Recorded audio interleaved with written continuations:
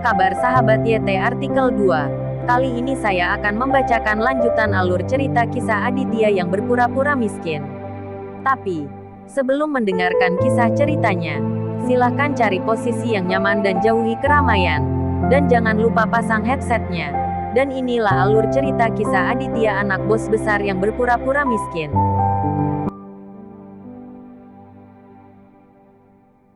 Episode 164. Kisah Aditya, anak bos besar yang berpura-pura miskin.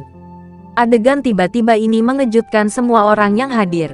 Sony, bos terkenal di Palopo.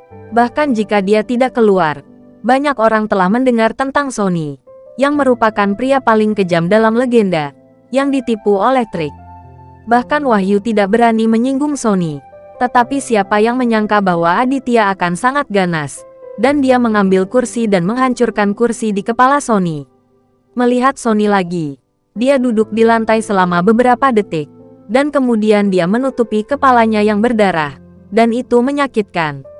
Jika itu tidak terlalu menyakitkan, Sony pasti tidak akan mengabaikan identitasnya dan berteriak di depan umum. "Kakak Sony, bagaimana kabarmu?" Indri dengan cepat mengeluarkan sapu tangan dan menyeka darah Sony. "Sialan, itu hampir membunuhku." Suara Sony sedikit bergetar. Dia memarahi dengan enggan. Dan setelah gemetar beberapa kali, dia jatuh ke tanah dengan bunyi gedebuk. Tangan kejam Aditya hampir menghancurkan otak kecil Sony, yang secara langsung mempengaruhi kemampuannya untuk berdiri dan berjalan. "Sialan, berani mengalahkan kakak Sony seperti ini." Seorang pemimpin kecil dari bawahan Sony akhirnya bereaksi. Leo sudah menunggu lama. Dia mengulurkan tangannya dan meraih kerah bawahan Sony. Kemudian Leo mengangkat tangannya dan meninju hidung bawahan Sony itu dengan keras. Klik, suara renyah langsung mematahkan pangkal hidung bawahan Sony. Pemimpin kecil di bawah Sepni mengeluarkan tangisan tragis, dan jatuh ke lantai, tidak bisa bangun.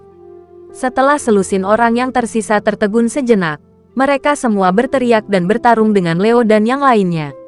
Leo benar-benar tidak ambigu, dia tidak melakukan apapun dengan Dylan selama ini. Dan dia telah bertarung sepanjang waktu.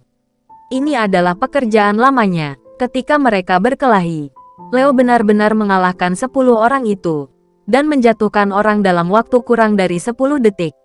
Beberapa bawahan tangkas yang dibawa Leo bukanlah vegetarian.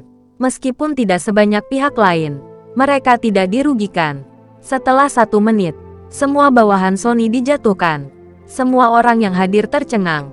Mereka berpikir bahwa Aditya akan membawa sedikit orang dan akan sepenuhnya disalahgunakan oleh Sony. Tetapi dia tidak mengharapkan hasil seperti itu. Sony tercengang. Dan orang ini tidak bisa malu. Aura dominan yang baru saja dia hilangkan. Dan sekarang dia agak seperti anjing yang hilang. Indri menatap kosong ke arah Aditya.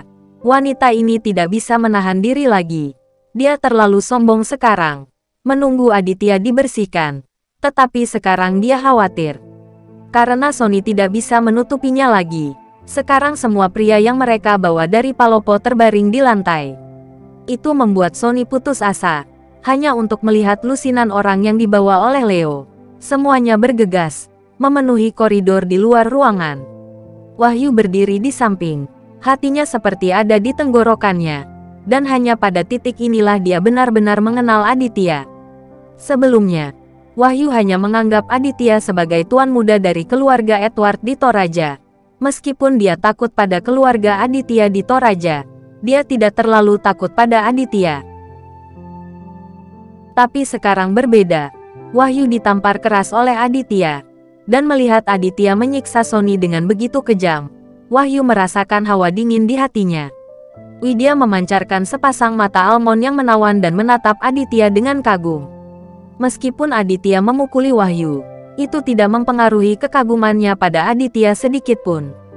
"Tuan Aditya, apa yang harus kita lakukan dengan orang-orang ini?" Leo menyingsingkan lengan bajunya, menunjuk selusin bawahan Sony yang tergeletak di tanah, dan meminta petunjuk kepada Aditya. "Tarik dan sambut mereka," teriak Aditya. "Ya." Leo setuju, melambaikan tangannya ke puluhan orang di bawahnya. Segera, 2 bawahan Leo membawa selusin bawahan Sony dibawa keluar dari ruangan, dan pergi keluar untuk menyapa. Bisa dibayangkan bahwa selusin cacing malang ini akan dipukuli habis-habisan oleh masyarakat.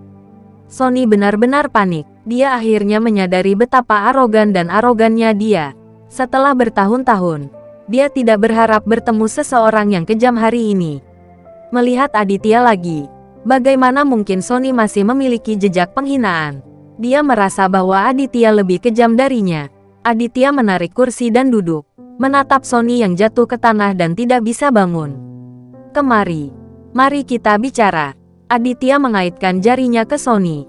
Wajah Sonny menjadi pucat, tetapi dia adalah seseorang yang sering melihat kekejaman. Meskipun Aditya menghantam kepalanya secara langsung, dia tidak sepenuhnya yakin. Yang bernama Aditya, kamu sangat bersih di situsmu. Kamu tunggu. Sonny mengertakkan gigi dan menghadapi Aditya. Aditya mengambil piala dan membantingnya ke arah Sonny, mengenai dahinya. Piala pecah, hancur di dahi Sonny, dan menembus banyak pecahan kaca. Melihat Sonny sangat sedih, dia berteriak minta tolong kepada Indri, dan meminta Indri untuk membantunya mengeluarkan terak kaca dari badannya. Indri sangat ketakutan sehingga tangannya gemetar, dan dia tidak berani membantu Sonny membersihkannya. Pada saat ini, Indri memelototi Aditya dengan marah dan berkata, "Aditya, apakah kamu tahu apa latar belakang keluarga saya? Apakah kamu sudah bangun?" Aditya sangat terdiam. "Bagaimana saya bisa tahu latar belakang keluarga Anda? Ini urusan pria. Wanita terbaik tidak usah mengganggu," kata Aditya ringan. "Persetan denganmu." Indri berhenti berpura-pura anggun, dan berkata pada Aditya. Leo memberi Indri 4 tamparan, menamparkan Indri sampai wajahnya bengkak. "Mengapa kamu berbicara dengan Tuan Aditya seperti ini?" Leo memelototi Indri dan berteriak. Indri sangat marah sehingga dadanya bergoyang. Dia mengerutkan bibirnya dan ingin memarahi lagi, tetapi dia menahannya dengan tiba-tiba. Dia tidak banyak bicara. Latar belakang keluarganya memang mengerikan, tapi itu tidak ada gunanya, karena Aditya tidak peduli sama sekali. Melihat Indri terdiam, Aditya memberi isyarat kepada Leo untuk berhenti memukulnya. "Ayo, mari kita bicarakan." Aditya melambai ke Sonny. "Bicara tentang adikmu." Hati Sonny seperti meneteskan darah. "Ada apa? Apakah kamu masih berbicara tentang kerjasama? Itu semua daging di talenan. Bagaimana kita bisa berbicara tentang itu? Kamu, apa yang ingin kamu bicarakan?" Sonny tergagap, memandang Aditya, dan mengajukan pertanyaan yang sangat bodoh. "Jangan salah, kamu memintaku untuk berbicara di sini. Apalagi yang kamu minta untuk aku bicarakan?" Aditya tersenyum sedikit dan menatap Sonny dengan tatapan yang sangat baik. Melihat senyum Aditya, Sonny merasa lebih gugup. Terkadang, tawa lebih menakutkan daripada kemarahan. Pada saat ini, Aditya memberi Sonny perasaan seperti itu. "Aditya, aku berjanji, kamu akan menyesali apa yang terjadi hari ini." Sonny tidak begitu sombong lagi, dan dia tidak berani sombong di depan Aditya. Tetapi mulut orang ini tidak memaafkan, dan dia masih ingin balas dendam. Lihatlah ke belakang untuk wajah. "Benarkah?" Aditya berdiri, berjalan di depan Sonny, dan menatap pria itu. Sonny merasakan tekanan besar. Dia berbaring di tanah dan mengangkat kepalanya, menatap Aditya dengan gugup. "Kamu agak mengatakannya lagi." Aditya memandang Sonny dengan setengah senyum di wajahnya. "Jika kamu tidak berani mengatakannya lagi, kamu akan ditertawakan oleh semua orang." Sonny tahu ini dengan sangat baik, jadi dia harus dan memasang tatapan tajam. "Kamu akan menyesali apa yang terjadi hari ini." Aditya tiba-tiba melompat dan menendang dagu Sonny secara langsung. Sonny menjerit, dan berguling 3 atau 4 meter jauhnya, menutupi mulutnya dan berguling-guling di tanah kesakitan. Sonny meludahkan seteguk darah. Kecuali teriakan Sonny, seluruh ruangan sangat sunyi, dan dikejutkan oleh pemandangan di depannya.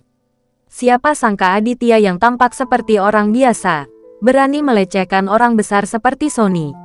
Wahyu menyesal, dan sekarang dia akhirnya mengerti bahwa di depan keluarga Edward di Toraja, mungkin Sonny benar-benar tidak bisa. Kalau tidak, Aditya tidak bodoh. Bagaimana dia bisa melakukan hal seperti itu? Ini adalah perselisihan besar dengan Sony yang tidak dapat diselesaikan. Namun, Aditya masih terlihat santai dan tenang. Dan dia menyiksa Sony dengan kejam dari awal hingga akhir. Tetapi dia sesantai bermain keluarga. Kemarilah, saudara Sony. Aku akan mengatakannya lagi jika kamu membawa pegangan. Aditya berjalan ke Sony dan berkata sambil tersenyum.